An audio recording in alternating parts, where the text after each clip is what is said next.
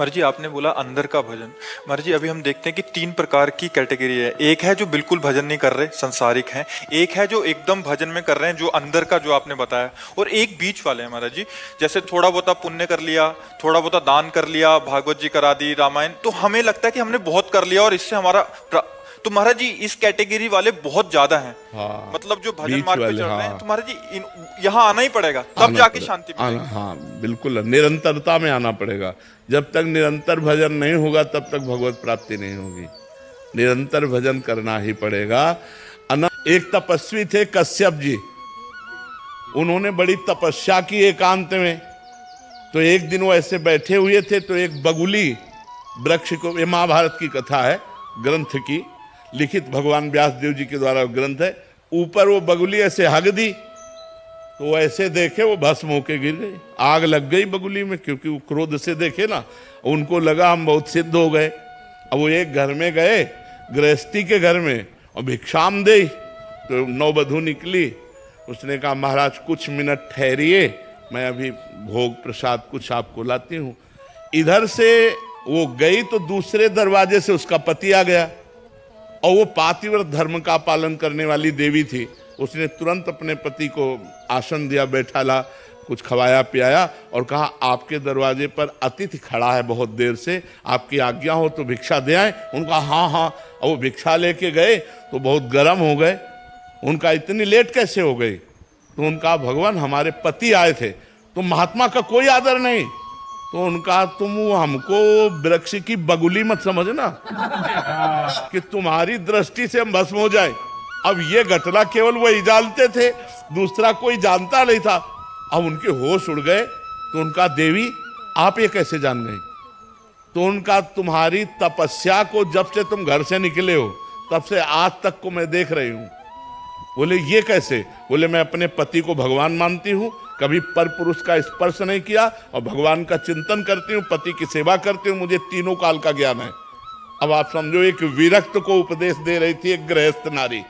अरे और तो और जाने दो, भगवान शंकर, भगवान ब्रह्मा और भगवान विष्णु अनुसुईया जी की सतीत्व की परीक्षा लेने गए तो 6-6 महीना के बालक बना दिए। कथा सुनी है ना, प्रसिद्ध है ना, पालने में झुला दिया ब्रह्म को, परमात्मा को 6-6 महीने के बाद। गृहस्थ धर्म कोई साधारण, हम लोग आकाश से पैदा हुए हैं क्या?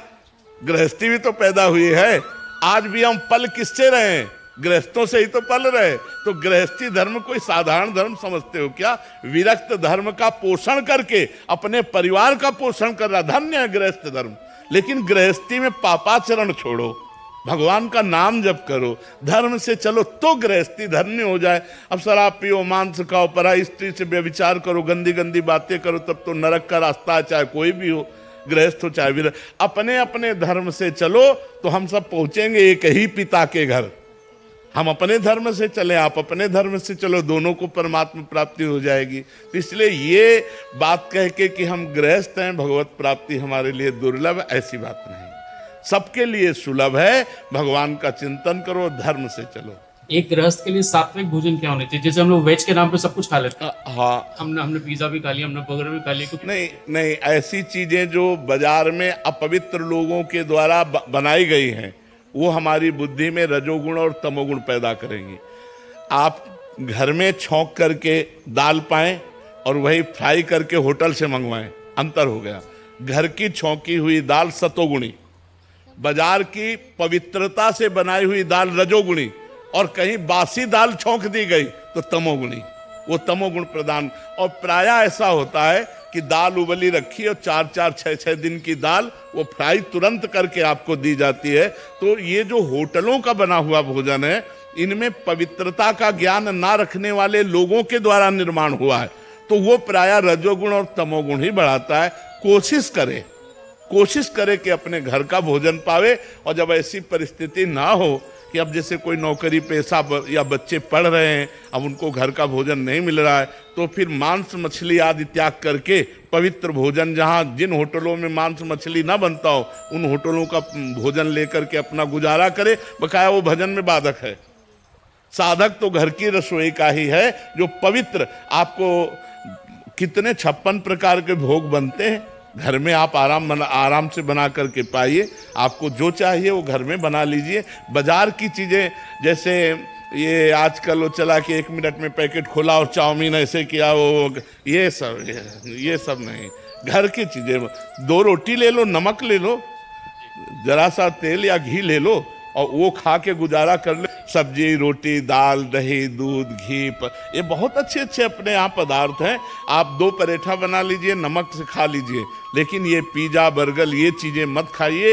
ये आपके स्वास्थ्य के लिए भी हानिकारक है और परमार्थ के लिए भी हानिकारक है। आपके बुद्धि पतित हो जाएगी, परमार्थ लायक नहीं। और आजकल लोग यही पसंद करते हैं, गंदा आहार हो, गंदा पेय हो तो बोले VIP पार्टी रही, और अगर सात्विक बढ़िया खीर पूड़ी सब्जी रोटी बना के पवाला तो पार्टी नहीं।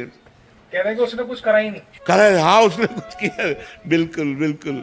इसलिए हमें लगता है अगर हमारा आहार शुद्ध है तो हमारी बुद्धि शुद्ध है। बुद्धि शुद्ध है तो जीवन सही रहेगा। ये अशुद्ध बुद्धि का ही तो लक्षण है। अब मान लो पिए पाए शराब में नशे में मार दिया गोली, अपने भी मार लिया, खत्म खेल। अब वो भूत प्रेत बनेंगे और क्या बनेंगे? देवता थोड़ी बनेंगे, भूत प्रेत बनेंगे। ये अकाल मृत्यु जो है, ये इस तरह की हत्या, वो निम्न योनियों में जाएंगे, भूत प्रेत नीच योनियां प्राप्त होंगी। तो इसलिए हमें लगता है हमारा भोजन शुद्ध होना। बच्चा अपनी माँ से नाराज हो जाता है, मार डालता है।